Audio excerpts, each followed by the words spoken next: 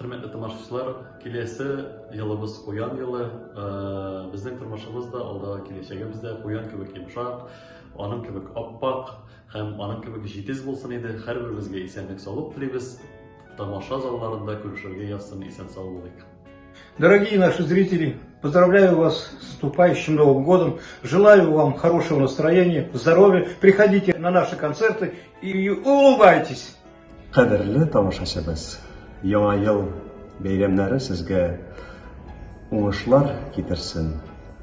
Иң изге теләкләр сезгә. Бәхет, саулык, гаилә тынычлыгы, барысы да әйбәт булсын. Дорогие друзья, желаю вам в новом году бодрости духа и чтобы ваши мечты сбывались. С Новым годом!